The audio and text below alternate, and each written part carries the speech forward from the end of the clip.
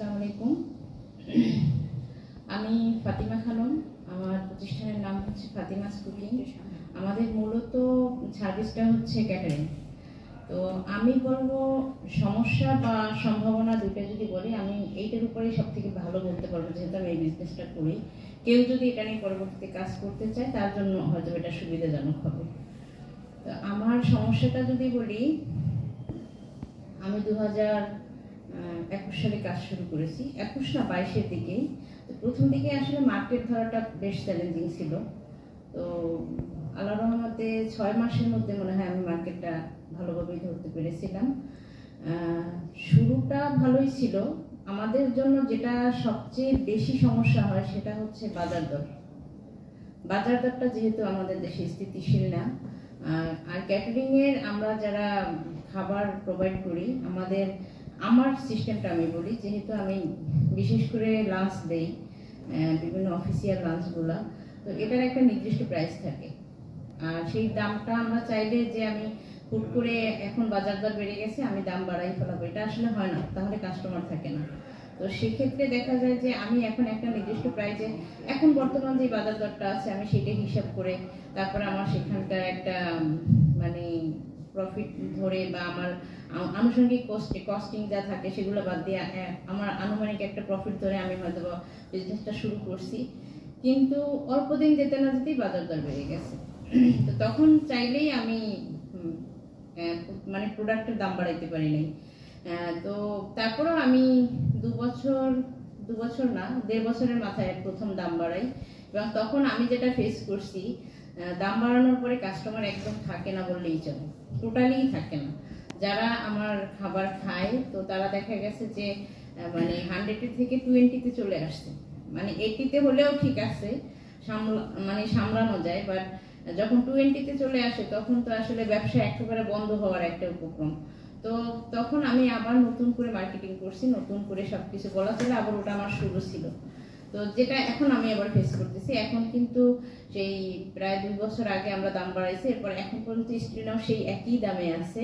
তো এটা আমার জন্য এখন আবার খুব চ্যালেঞ্জিং হয়ে যাচ্ছে, কারণ ইদানিং এই বিশেষ করে কুরবানির আগ থেকে, এই কুরবানি ঈদের আগ থেকে বাজারে মাছের এত ক্রাইসিস, আমি জানি না মাছের কি হয়েছে, মাছ কোথায় যায়। এখন ইলিশের সিজন, বাট আমরা ইলিশ পাচ্ছি না, পেলেও সেটা যে প্রাইসে পাচ্ছি আমি এই কস্টিংয়ে সেটা দিতে পারতেছি না। এটা একটা সমস্যা। শুধু ইলিশ না, মানে অনেক মাছের ক্ষেত্রে আমি এটা বলবো, যেটাও পাই সেটাও দাম বেশি না, কোনো মাছই নেই। মাছ বলতে মানে বাজারে মাছের খুবই ক্রাইসিস। এরপরে বলবেন অনেকে হয়তো বা অনেক কাস্টমার যদি আমার এই ভিডিওটা দেখেন, অনেক কাস্টমার বলবো অনেক কিছু দাম তো কমেছে, সেটা হতে পারে আলু, পেঁয়াজ, রসুন বা কিছু বা সবজি, এইসবের দাম হয়তো বা কমছে, কিন্তু কিছু কিছু পণ্যের এত দাম বাড়ছে, সেটা হচ্ছে তেল, তারপরে মশলা, রেগুলার ব্যবহৃত মশলা, তারপরে গ্যাস, তারপরে হচ্ছে মাছ, চাল, যেটা মনে হয় বেশি প্রয়োজন, এবং প্রতিটা জিনিসেরই দাম বাড়ছে, কিন্তু আমরা দাম বাড়াতে পারতেছি না। আমি যে দাম বাড়ানো নিয়ে যদি কথা বলি না, বিষয়টা তেমনও না, কথা বলার চেষ্টা করি, বাট কাস্টমার সেটা শুনতে রাজি না। আমি বুঝতে পারতেছি যে হয়তো আমি এটা করতে গেলে তখন কাস্টমার আবার সেই আগের মতোই ঝরে যাবে, এটা একটা বড় সমস্যা। তারপরে হয়তো আমি বাড়াবো না বা সেটা তো না, কারণ প্রতিটা জিনিসেরই তো একটা মানে এপিট আর ওপিট থাকে। আমি হয়তো এইটা পারতেছি না এবং পরবর্তীতে আরেকটা চেষ্টা করবো, কারণ আমি যেটা বারবার সম্মুখীন হয়েছি যে স্যারকে এই কথাটা আমি আগেও বলছিলাম যে স্যার, সমস্যাটা এক এক সময় এক এক রকমের দাঁড়ায়, এক এক সময় এক এক রকমের, বাট ওই সময়টাতে যখন সামনে আসে সমস্যা তখন বুঝতে পারি যে আমার কি করতে হবে, কারণ এটা আগে ভাবতে পারি না, এটা আগে ভাবা সম্ভব না, কারণ আসলে সমস্যাটা আমার কিভাবে আসবে এটা আমি নিজেও জানি না। যখন সামনে সমস্যাটা আসে তখন বুঝতে পারি যে হ্যাঁ, আসলে আমার এখানে এই পদক্ষেপটা নেওয়া উচিত, এবং এটা নিলে হয়তো আমি রক্ষা পাবো। যেমন আমার আরেকটা অভিজ্ঞতার কথা বলি, আমার এই ব্যাপারটা স্যারও হয়তো বা জানে, যেহেতু আমি কাজটা আমার বাসা থেকেই করি এবং আমি ভাড়াটিয়া, আমি এখানকার স্থানীয় না। তো যার জন্য দেখা যায় আমার কাজটা বাসা থেকে অনেক বাড়িওয়ালাই আমাকে করতে দিতে চাইতো না। সেটা বাড়িওয়ালার সাথে কথাবার্তা বলে মানে আলাদা ডিল করে তার বাসায় উঠলেও, ওঠার পরে ওই একটা ভাই আমাকে বলছিল যে এইখানেই বলছিল যে অনেক বাড়িওয়ালাও সহ্য করতে পারে না, ব্যবসাটা ভালো চলতেছে না, এটা হবে না।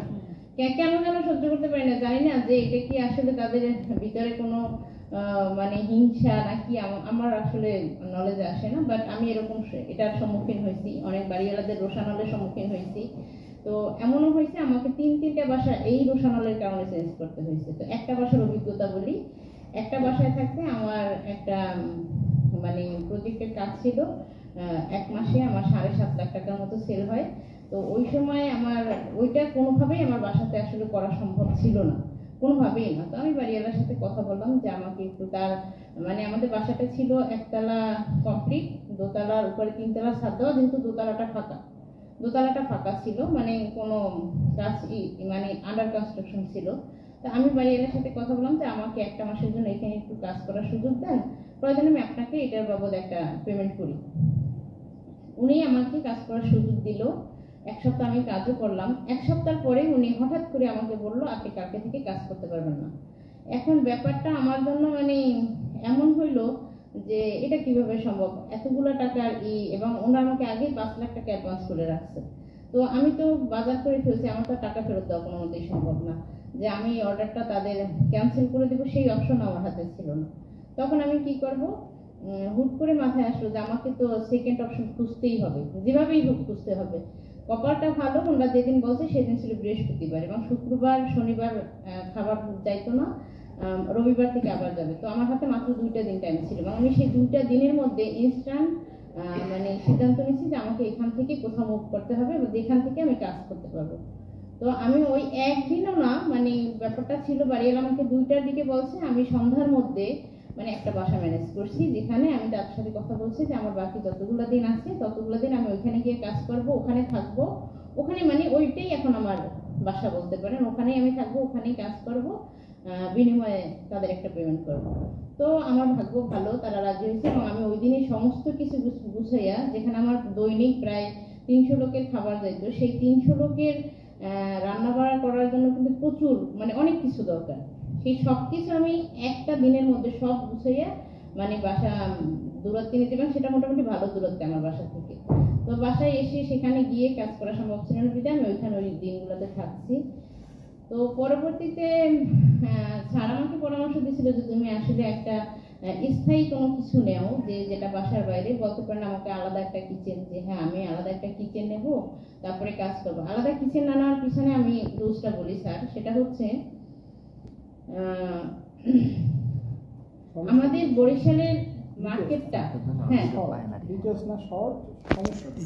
বরিশালের মার্কেটটা আসলে ক্যাটারিং এর জন্য এখনো ওই রকমের মানে না চাহিদা সম্পন্ন না, যে এই রকমের, যেমন আমি